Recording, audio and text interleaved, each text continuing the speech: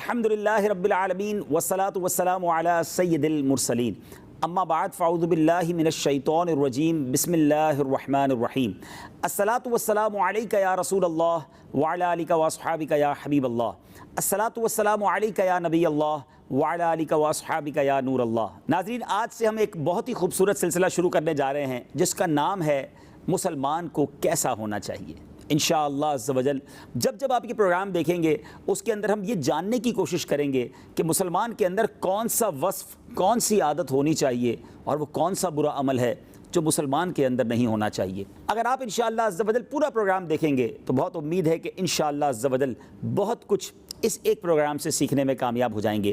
ہم اپنے پروگرام کو اس طرح لے کر آگے چلیں گے کہ ہر ہی پروگرام میں شروع میں ہم انشاءاللہ ایک درود پاک کی فضیلت پر مشتمل حدیث پاک سنیں گے۔ احادیث سننے کا بھی ثواب ملے گا اور اللہ نے چاہا درود پاک پڑھنے کا ذہن بھی بنتا چلا جائے گا۔ اسی کے ساتھ ساتھ انشاءاللہ ہم ایک پراپر ٹاپک کو لے کر چلیں گے جس کے تحت قرآن و حدیث کی روشنی میں کچھ انشاءاللہ عز و جل سبق حاصل کرنے کی کوشش کریں گے۔ اور پروگرام کے اختتام پر، کیونکہ ہمارا پروگرام 30 منٹ کا ہوا کرے گا، آخری 5 منٹ میں انشاءاللہ عز و جل ہم فیضان رمضان کے نام پر ایک سیگمنٹ کریں گے جس میں انشاءاللہ ماہ رمضان سے متعلق کچھ پیاری پیاری باتیں سیکھنے کی، سمجھنے کی کوشش کریں گے۔ آج درود پاک کی فضیلت پر مشتمل کون سی حدیث پاک سننی ہے؟ مصطفیٰ جان رحمت شمع بزم ہدایت صلی اللہ تعالی علیہ وسلم کا فرمان عالی شان ہے کہ تم اپنی مجلسوں کو مجھ پر درود پاک پڑھ کر آراستہ کیا کرو کہ تمہارا مجھ پر درود پاک پڑھنا کل بروز قیامت تمہارے لیے نور ہوگا۔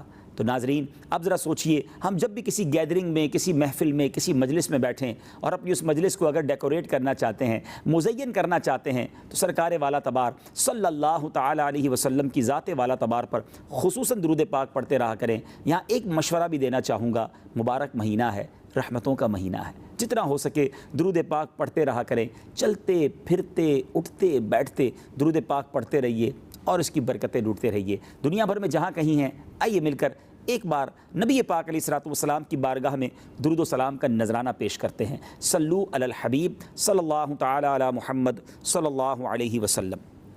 آج کس موضوع پر بات کرنی ہے؟ آج کا ٹاپک یونیک بھی ہے اور بڑا دلچسپ بھی ہے۔ آج ایک ایسی عادت، ایک ایسی ہیبٹ پر ہم بات کریں گے جو ہر انسان کے ساتھ جڑی ہوئی ہے۔ جی ہاں، ہم چاہیں بھی تو اس سے چھٹکارا حاصل نہیں کر سکتے، اور اس کی وجہ بھی بڑی یونیک ہے۔ وجہ یہ ہے کہ ہمارا جو دل ہے اس میں یہ عادت گویا بلٹڈ ہے، موجود ہے، ہم اسے اپنے آپ سے الگ نہیں کر سکتے۔ قرآن پاک میں اللہ تبارک و تعالیٰ ارشاد فرماتا ہے وَأُحْضِرَتِ الْأَنفُسُ الشُّحَّ، ترجمہ کنز ایمان، اور دل لالچ کے پھندے میں ہے، دل لالچ سے بچ نہیں سکتا۔ آپ سمجھ گئے ہوں گے کہ آج ہمارا موضوع کیا ہے۔ موضوع لالچ ہے، جس کو انگریزی میں گریڈ کہا جاتا ہے۔ لالچی شخص کو حریص یا لالچی کہا جاتا ہے۔ لیکن جب قرآن کہہ رہا ہے کہ ہم لالچ سے بچ نہیں سکتے تو پھر کیا کریں؟ آج کا یہ بڑا امپورٹنٹ کوسچن ہے۔ آج میں ناظرین یہ بتانا چاہوں گا قرآن و حدیث کی روشنی میں کہ لالچ کی کچھ قسمیں ہیں۔ کچھ لالچ بہت بری ہے، مثال کے طور پر گناہوں کی لالچ، بدکاریوں کی لالچ، برے کاموں کی لالچ، فقط دنیا اور اس کے مال کمانے کی لالچ، اور پھر اس لالچ کی وجہ سے انسان کن کن گناہوں میں مبتلا ہوتا ہے۔ جیسے جیسے آپ آج کا پروگرام دیکھتے جائیں گے چیزیں سمجھ آنا شروع ہو جائیں گی۔ اور پروگرام کے آخر میں انشاءاللہ یہ بھی عرض کروں گا کہ ایک لالچ بڑی اچھی ہے۔ کیا لالچ بھی اچھی ہوتی ہے؟ کیونکہ آج تک تو ہم یہی سنتے رہے کہ لالچ بری بلا ہے۔ جی ہاں، آج اس اچھی لالچ، محمود لالچ، وہ لالچ کہ جس کو ہو جائے اس کے وارے نیارے ہو جاتے ہیں، انشاءاللہ اس پر بھی چند باتیں عرض کروں گا۔ پہلے ایک بہت خوبصورت واقعہ، نبی پاک علیہ الصلوۃ والسلام نے یہ واقعہ اپنے اصحاب کو واقعہ سنایا، اور کیا سبق آموز واقعہ ہے۔ حضرت ابو ہریرہ رضی اللہ تعالیٰ عنہ اس حدیث کے راوی ہیں، اور آپ فرماتے ہیں کہ نبی پاک علیہ الصلوۃ والسلام نے ارشاد فرمایا بنی اسرائیل میں بہت سے عجائبات ہیں، بہت سے ونڈرز ہیں، لہٰذا لوگوں کو ان کے بارے میں بتایا کرو، اس میں کوئی حرج نہیں۔ اور پھر نبی پاک نے خود ارشاد فرمایا کہ اگر میں تمہارے سامنے 2 بوڑھی عورتوں کا قصہ بیان کروں تو ضرور تمہیں تعجب ہوگا۔ اب نبی پاک نے وہ واقعہ صحابہ میں بیان کرنا شروع کیا۔ میں اس واقعے کا خلاصہ بیان کرتا ہوں۔ صحابہ کرام نے عرض کی یا رسول اللہ صلی اللہ تعالیٰ علیہ وسلم ضرور ارشاد فرمائیے۔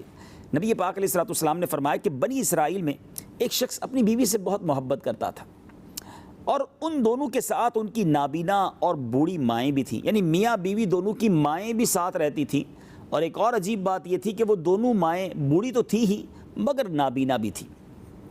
شوہر کی جو والدہ تھی بڑی نیک سیرت اور سچی خاتون تھی، لیکن جو بیوی کی ماں تھی یعنی اس لڑکے کی ساس تھی وہ بڑی یوں سمجھیے کہ سازشی دماغ کی، اور کردار بہت برا تھا۔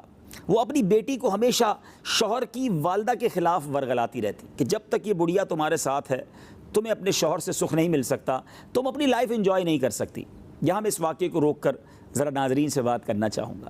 بدقسمتی کے ساتھ آج بھی ایک ایسا کردار ادا کیا جاتا ہے، ایسی مائیں بھی ہیں جو اپنی بچی کو یہ کہہ کر سسرال بھیجتی ہیں کہ بیٹا وہاں جا کر اپنی ساس کی کبھی بات نہیں ماننی، کبھی اپنی نند کو کسی حوالے سے پریشر میں اس کے مت آنا، بلکہ تم نے اسے پریشر میں رکھنا ہے، شوہر کو پہلے دن سے انڈر کنٹرول رکھنا ہے، وہاں جا کے اپنا روب جما دینا ہے، زیادہ خدمت مت کرنا ورنہ نوکرانی بنا دیں گے۔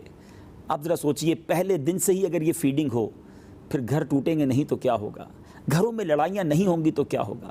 ایک وہ دور بھی تھا اور اب بھی ہے، ایسی مائیں آج بھی موجود ہیں جو بیٹی کو ودا کرتے وقت بڑی پیاری نصیحت کرتی ہیں کہ بیٹی اب شوہر کی ماں ہی تمہاری ماں ہے، تمہارا سسر ہی اب تمہارا والد ہے، شوہر کی بہنیں یعنی تمہاری نند ہی تمہاری بہنیں ہیں، وہ گھر اب تمہارا گھر ہے، اب اس گھر سے کبھی روٹ کر نہ آنا۔ یہ تعلیمات الحمدللہ جن گھروں میں دی جاتی ہے ان کے گھر آج بھی امن کے گہوارے اور محبتوں کا خوبصورت نظارہ پیش کرتے ہیں۔ بہرحال اب یہ واقعہ آگے بڑھتا ہے، شوہر بار بار بیوی کی بات سنتا رہا، اپنی ماں کے خلاف وہ اسے ورغلاتی رہی۔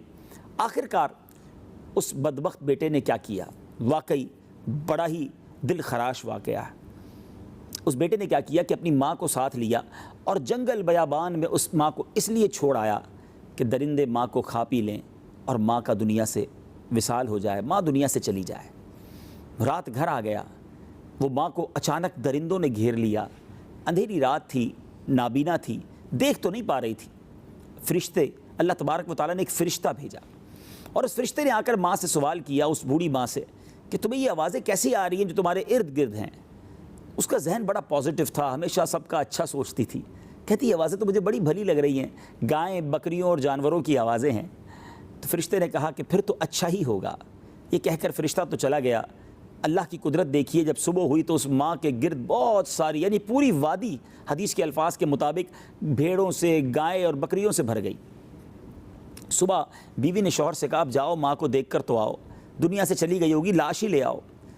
وہ بدبخت بیٹا ماں کی لاش اٹھانے جب جنگل میں پہنچا تو دیکھ کر حیران رہ گیا کہ ماں تو صحیح سلامت ہے، مگر ماں کے آس پاس ایک بڑا خوبصورت منظر ہے کہ سینکڑوں ہزاروں گائیں، بکرے اور بھیڑیں ہیں۔ ماں سے پوچھا ماں یہ کیا ہے؟ کہ اللہ تعالیٰ نے مجھے رزق عطا کیا ہے، بیٹا تو نے تو نافرمانی کی تھی، مجھے دنیا سے بھیجنے میں تو نے کسر کوئی نہ چھوڑی، لیکن میں آج پھر بھی صحیح سلامت ہوں۔ ناظرین یہ واقعہ اب آگے کی طرف بڑھتا چلا جا رہا ہے۔ اب لالچی تو تھا، اپنی والدہ کو بھی لے آیا اور ان جانوروں کو بھی ساتھ لے آیا۔ اس زمانے میں بہت بڑا مال کاؤنٹ ہوتا تھا یہ جانور۔ آج بھی گاؤں دیہات میں ویلتھ کو، مال کو چیک کیا جاتا ہے کہ اس کے کتنے جانور ہیں۔ بہرحال بیوی نے جب اتنے سارے جانور دیکھے تو حیران ہو گئی اور کہا کہ یہ کیا ہوا؟ تو شوہر کہتا ہے کہ یہ میری ماں کے ساتھ اتنا بڑا کرم ہوا ہے کہ وہ رات درندوں میں رہ کر صبح آئی تو اتنا سارا مال و دولت لے کر آئی ہے۔ اب چونکہ وہ حسد میں مبتلا تھی تو اپنے شوہر سے کہنے لگی کہ اب ایسا کرو، تمہاری ماں تو اس زمانے کی ملینئر بن گئی تھی، اب میری ماں کو بھی جا کے جنگل میں چھوڑ کے آ جاؤ تاکہ میری ماں بھی جب صبح واپس آئے تو اس کے پاس بھی بہت سارا مال ہو۔ مرتا کیا نہ کرتا، اپنی ساس کو لے گیا اور جا کر وہیں جنگل میں چھوڑ کر آ گیا۔ درندوں نے پھر گھیر لیا، حدیث کے الفاظ ہیں فرشتہ پھر حاضر ہوا اور آ کر کہتا ہے اے خاتون یہ آس پاس تمہارے آوازیں کیسی آ رہی ہیں؟ چونکہ آلویز نیگیٹو مائنڈ تھا، ہمیشہ برا سوچنے کی عادت تھی، تو اس نے کہا کہ مجھے تو بہت ڈر لگ رہا ہے، نہ جانے یہ کیسی آوازیں ہیں اور درندوں کی آوازیں ہیں، بہت بری آوازیں ہیں۔ یہ کہہ کے فرشتہ تو چلا گیا اور اب درندوں نے اس مکار عورت کو چیر پھاڑ کر رکھ دیا۔ جب اس بیٹی کو پتہ چلا کہ والدہ کے ساتھ کیا معاملہ ہوا ہے، ماں کے غم میں وہ بھی دنیا سے چلی گئی۔ یاد رکھیے ناظرین، یہ حدیث پاک کا میں نے آپ کو واقعہ سنایا ہے، اس سے سیکھنے کو کیا ملا کہ اگر جو شخص کسی کے لیے برا سوچتا ہے، کسی کے لیے گڑھا کھودتا ہے، اس میں جا کر وہ خود ہی گر جاتا ہے، اور جو دوسروں کا بھلا سوچتا ہے اللہ اس کا بھی بھلا کر دیتا ہے۔ جبھی تو بزرگ ایک بات بڑی پیاری کہا کرتے ہیں، سب کا بھلا سب کی خیر، سب کے بھلے میں اپنی خیر۔ لیکن جو لالچ میں مبتلا ہو جائے، آج بہت سارے لوگ دنیا کے مال کی لالچ میں، دنیا کی ترقی کی لالچ میں، اقتدار کی لالچ میں گویا اندھے ہو گئے ہیں۔ یاد رکھیے لالچ خاص طور پر جب دنیا اور مال اور اقتدار کی ہو جائے تو وہ آنکھوں پر پردہ ڈال دیتی ہے۔ یہ لالچ ہی ہے جو انسان کو ظلم کرنے پر ابھارتی ہے، یہ لالچ ہی ہے جو کسی کا خیال رکھنے نہیں دیتی، یہ لالچ ہی ہے جب انسان اپنے اندر غرور تکبر پاتا ہے، یہ لالچ ہے کہ اب اس کے اندر بھلائی کا جذبہ ہی ختم ہو جاتا ہے۔ لالچ ایک ایسی چیز ہے جو انسان کو دین سے اور اسلام کی تعلیمات سے بھی دور کر دیتی ہے، برے بھلے کی تمیز ختم کر دیتی ہے۔ اسے اب چونکہ لالچ ہو گئی ہے تو اب اس کی بنا پر وہ کسی کا بھلا کرتے ہوئے بھی اس کو جی نہیں چاہتا کہ میں کسی کا بھلا کروں، کیونکہ اب اس کا یہ مائنڈ سیٹ بن چکا ہوتا ہے کہ بس میرا بھلا ہو، باقی چاہے کسی کا بیڑا غرق ہوتا ہو تو ہو جائے۔ یہ اسلام نہیں ہے، یہ شریعت کی تعلیمات نہیں ہیں۔ ناظرین، آج ہم نے یہ سیکھنا ہے کہ ہمیں اپنے اس دل کو جس ہیبٹ سے ہم بچا نہیں سکتے، اس دل کو ہم نے اچھی طرف مولڈ کیسے کرنا ہے۔ بیان کے اگلے حصے میں نے انشاءاللہ اچھی لالچ پر بھی بات کرنی ہے، لیکن خدارا اپنے دل کو اس لالچ سے بچائیے۔ زندگی میں صرف مال ہی سب کچھ نہیں ہے۔ آج پرابلم پتہ ہے کیا ہے ناظرین؟ پرابلم یہ کہ ہم اپنے سے آگے والوں کو دیکھ کر اب ان کی کمپٹیشن میں چل رہے ہوتے ہیں۔ موٹر سائیکل والا جب گاڑی والے کو دیکھتا تو کہتا ہے میں نے گاڑی کب لینی ہے، میں گاڑی والا کب بنوں گا۔ چھوٹی گاڑی والا بڑی گاڑی والے کو دیکھ کر اس تک پہنچنے کی کوشش کر رہا ہے۔ ایک چھوٹے مکان والا بڑے مکان والے کو دیکھ کر افسوس کر رہا ہوتا ہے، شکر نہیں کرتا، قناعت نہیں کرتا، صبر نہیں کرتا، آلویز کمپلیننگ ہے، آلویز وہ یہ سوچ رہا ہوتا ہے کہ میں نے آگے کیسے بڑھنا ہے۔ دیکھیں پازیٹیو وے میں آگے بڑھنے میں کوئی حرج نہیں ہے، لیکن چونکہ جب لالچ سوار ہو جاتی ہے اور انسان بس کسی صورت کسی کو نیچا دکھانا چاہتا ہے تو اس لیے پھر حرام روزی کی طرف بھی چلا جاتا ہے۔ یہ حرام کمانے والے، یہ سود کا کاروبار کرنے والے، یہ ملاوٹ کا کام کرنے والے، یہ رشوت کا کاروبار کرنے والے، معاذ اللہ یہ بہت سارے لوگ وہ ہیں جو جانتے ہیں ہم غلط کر رہے ہیں، لیکن جب لالچ کا پردہ آنکھوں کے سامنے آ جائے تو انسان اچھے برے کی تمیز ہی ختم کر دیتا ہے۔ آپ سوچئے نا، جو ملاوٹ کرتے ہیں کیا انہیں مرنا نہیں ہے؟ آج دوائیوں میں بھی ملاوٹ کی جا رہی ہے، آج کھانے پینے کی اجناس کے اندر ملاوٹ کی جا رہی ہے۔ ایسے اسکینڈل آپ دیکھتے ہوں گے ناظرین، ہمارے سامنے آتے ہیں کہ عقل حیران ہو جاتی ہے کہ ایسی ملاوٹ، یعنی کھانے پینے کی چیزوں میں، بچوں کی کھانے کی چیزوں میں ایسی ملاوٹ ہے کہ انسان کی جان جا سکتی ہے، انسان بیمار ہو سکتا ہے، مگر چند سکوں کی خاطر آج مسلمان کہلانے والے ملاوٹ کرتے ہیں، حرام کماتے ہیں۔ یہاں تک کہ دوائیوں میں ملاوٹ، دوائی تو جان بچانے کے لیے ہوتی ہے، مگر بدقسمتی یہ ہے کہ ایسے بھی لوگ ہیں جو چند سکوں کی خاطر وہاں بھی ملاوٹ کرتے ہیں۔ یہ اور کیا ہے لالچ نہیں تو؟ لیکن کیا انہیں پتہ نہیں کہ ہم نے مرنا ہے؟ یہ حرام کا مال یاد رکھیے ناظرین، آ تو جاتا ہے مگر یہ چلا بھی ایسے ہی جاتا ہے، اور پھر ایک ایک پائی کا حساب قیامت کے دن دینا ہوگا۔ لالچ کرنے والا ظالم بن جاتا ہے، اب اسے پرواہ نہیں ہوتی کہ مظلوم کا کیا حال ہوگا۔ لوگ زمینیں ہتھیا لیتے ہیں، پیسے لے لیتے ہیں، قرضہ لیتے ہیں، واپس نہیں لوٹاتے۔ بہت سارے کاروباری لوگ میری بات کی تائید کریں گے کہ کسی کو مال دو، کسی کو کسی چیز کی آئٹم دیں اور پیسے لینے کی باری آتی ہے تو کچھ لوگ کہتے ہیں میں نے نہیں دینے، جاؤ جو کرنا ہے کر لو۔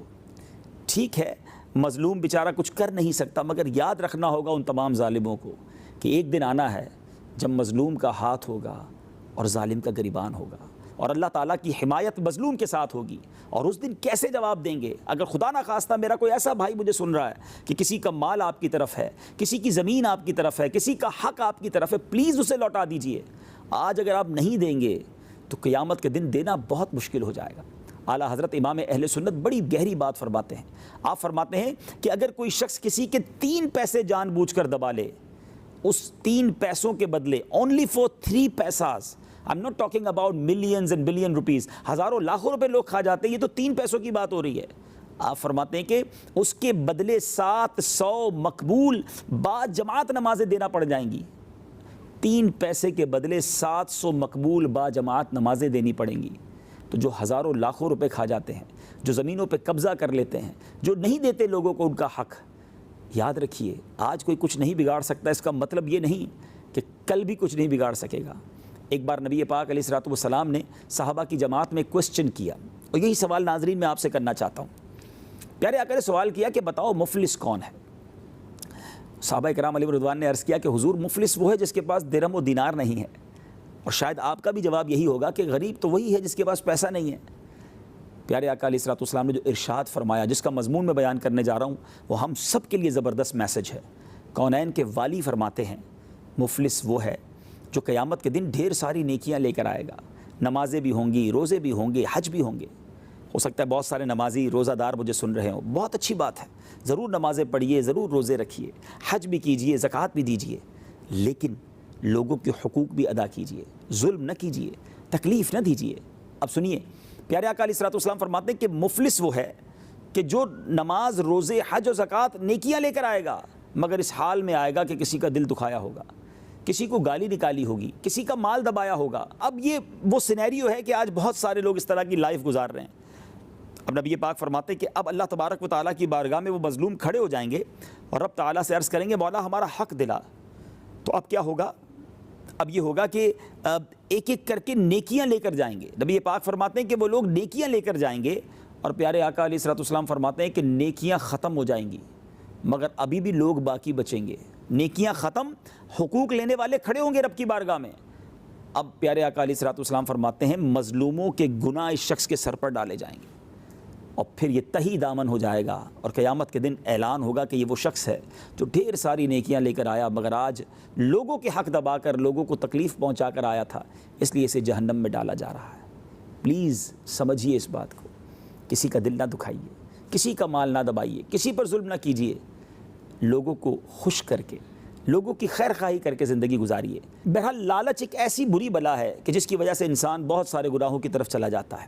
میں بات کر رہا تھا کہ آج ہمارا یہ مائنڈ سیٹ بن گیا ہے کہ ہمیں اپنے سے آگے والوں کو کمپیٹ کرنا ہے، ان سے آگے نکلنا ہے۔ یاد رکھیے یہ وہ ریس ہے، یہ وہ کمپٹیشن ہے جو کبھی ختم نہیں ہوگا۔ ہر شیر کا سوا شیر موجود ہے۔ آپ کتنے ہی پیسے والے کیوں نہ بن جائیں، کسی اور کو دیکھ کر آپ پھر اگر آپ کا ذہن ہی یہی ہے تو آپ اپنے آپ کو ڈی مورلائز کر لیں گے۔ آج ہمارے گھروں کا کیا حال ہے، کسی کے گھر جائیں تو گھر آ کر اب یہ ڈیمانڈ ہوتی ہے، اس کے ڈرائنگ روم میں دیکھا تھا آپ نے کتنا زبردست فرنیچر تھا، اس نے اپنے بیٹے کی شادی میں کتنا بڑا فنکشن کیا، میں نے اس سے آگے نکلنا ہے، میں نے ویسی جیولری پہننی ہے۔ میری بہنیں بھی مجھے سن رہی ہیں، پلیز اتنا پریشرائز نہ کریں اپنے گھر کے مرد حضرات کو کہ میں نے وہ لینا ہے، میں نے یہ لینا ہے۔ ان کی آمدنی تھوڑی ہے، لمیٹڈ ہے۔ اب وہ زیادہ کے چکر میں جب حرام کی طرف چلے جائیں گے تو حرام آپ بھی کھائیں گی۔ ہمارے گھر میں کیوں حرام کے لقمے آئیں؟ تھوڑا ہو حلال، اللہ کرے اس پہ قناعت مل جائے۔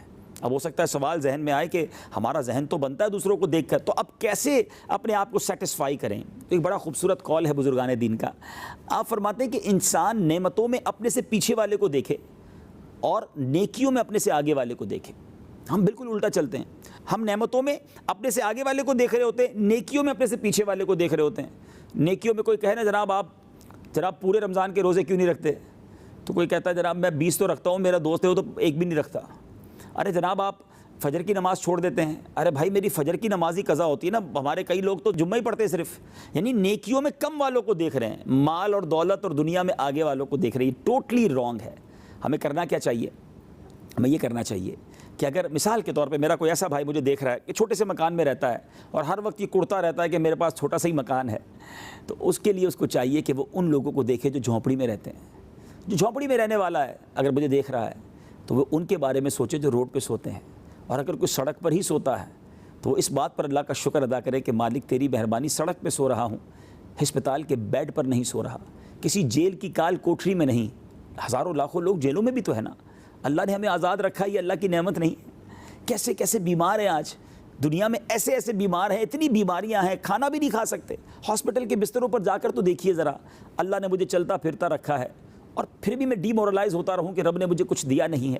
انشاءاللہ اگلے کسی سلسلے میں ہم نے شکر کے ٹاپک پر پورا ایک بیان کرنا ہے تاکہ مزید اس بات کو ہم انشاءاللہ کلیریفائی کریں گے۔ لیکن آج اس بات میں نے جو عرض کرنی ہے کہ آپ نیکیوں میں اپنے سے آگے والوں کو دیکھیں اور نعمتوں میں اپنے سے کمتر کو دیکھیں، سکون آ جائے گا، سیٹسفائی ہو جائیں گے، قناعت کی دولت مل جائے گی۔ نیکیوں میں کیا کرنا ہے؟ اگر جس طرح مجھے ایک اچھے گھر والے کو دیکھ کر فکر شروع ہو جاتی کہ میرا ایسا اچھا گھر کب ہوگا، تو کبھی کسی 5 وقت کے نمازی کو دیکھ کر یہ خیال کیوں نہیں آتا کہ میں کب 5 وقت کا نمازی بنوں گا؟ جو 5 وقت کا نمازی مجھے سن رہا ہے، کبھی تہجد گزار کو دیکھ کر یہ خیال کیوں نہیں آتا کہ یار میرا رشتہ دار ہی ہے مگر تہجد روزانہ پڑھتا ہے؟ کسی روزانہ قرآن پاک پڑھنے والے کو دیکھ کر یہ مجھے ذہن میں کیوں خیال نہیں آتا کہ یار یہ روز ماشاءاللہ قرآن پاک 1 پارہ پڑھتا ہے، میں بھی پڑھوں گا۔ اگر کمپٹیشن کرنا ہے تو نیکیوں کا کیجیے نا۔ ہمارے صحابہ کا تو یہی حال ہوا کرتا تھا۔ اور اب آئیے بیان کے آخر میں آپ کو یہ بتاتا ہوں کہ وہ کون سی لالچ ہے جو محمود ہے، جو پسندیدہ ہے، جو اچھی ہے، اور ہمارا دل جب لالچ سے بچ نہیں سکتا تو کیسے اس عادت کو مولڈ کریں؟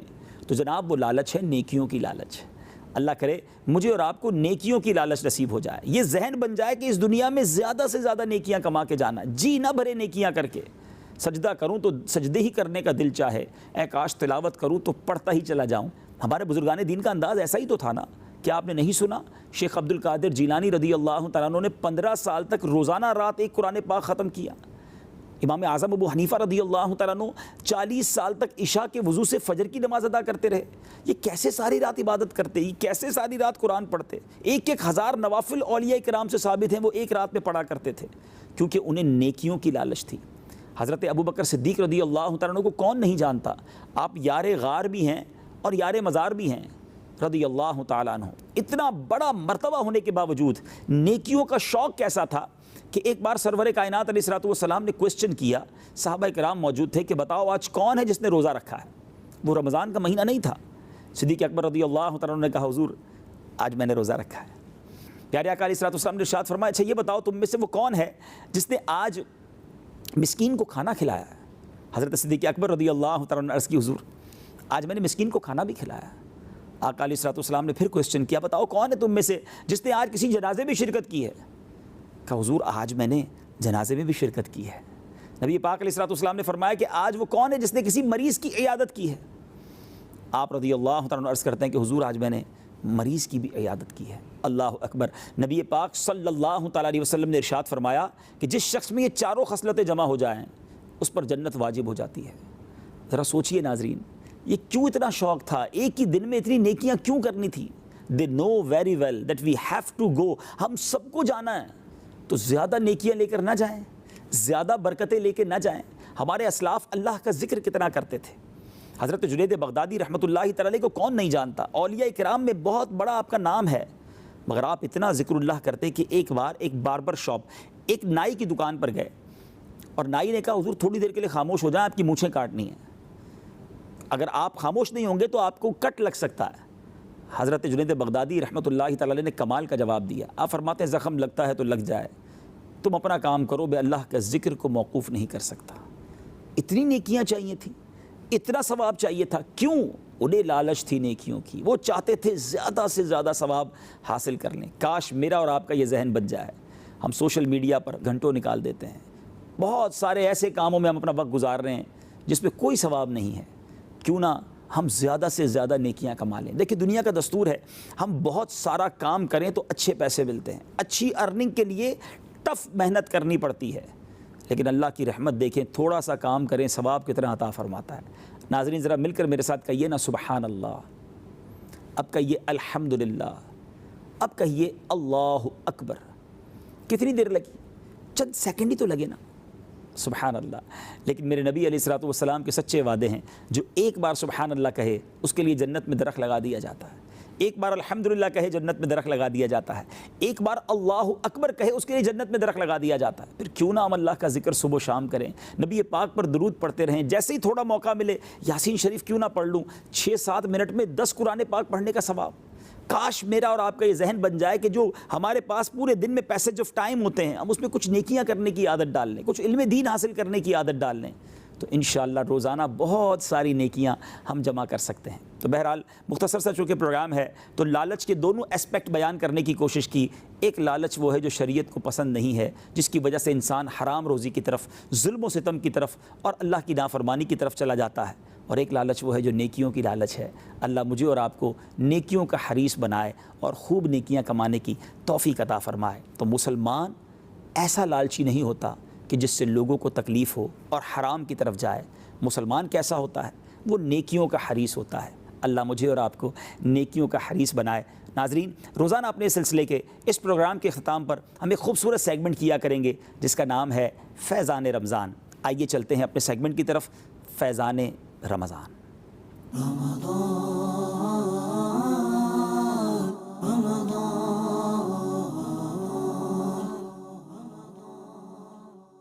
ناظرین ماہ رمضان رحمتوں کی کان، رب کی طرف سے ہم سب کے لیے شاندار مہمان۔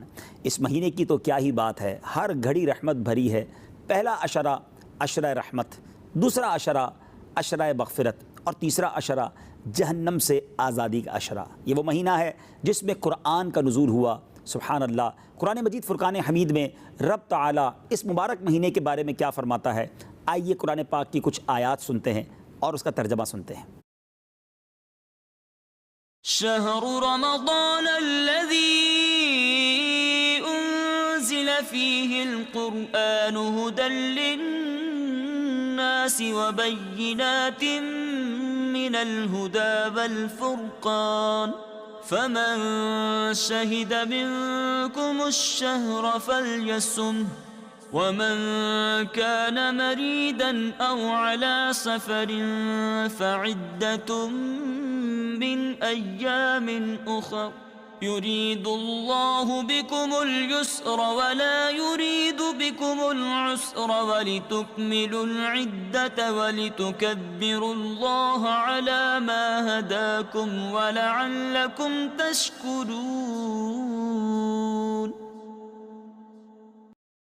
رمضان، سبحان اللہ۔ یہاں ایک اور بات ناظرین بڑی دلچسپ ہے کہ مہینوں کے جو نام ہیں کیا اس کے پیچھے بھی کوئی لاجک ہے؟ سبحان اللہ، بڑی خوبصورت بات حضرت مفتی احمد یار خان نعیمی فرماتے ہیں کہ جب مہینوں کے نام رکھے گئے تو جس مہینے میں جو موسم تھا اسی کا نام اس مہینے کا رکھ دیا گیا۔ مثال کے طور پر جو مہینہ گرمی میں آیا اس کا نام رمضان کہہ دیا گیا، جو موسم میں بہار میں تھا اسے ربیع الاول، اور جو سردی میں تھا جب پانی جم رہا تھا تو اسے جمادی الاول کہا گیا۔ سبحان اللہ۔ تو یہ ایک نئی بات ہو سکتا ہے ناظرین کو پتہ چلے، اور رمضان یہ وہ مہینہ ہے، واحد اسلامی مہینہ ہے جس کا ذکر قرآن مجید فرقان حمید میں موجود ہے۔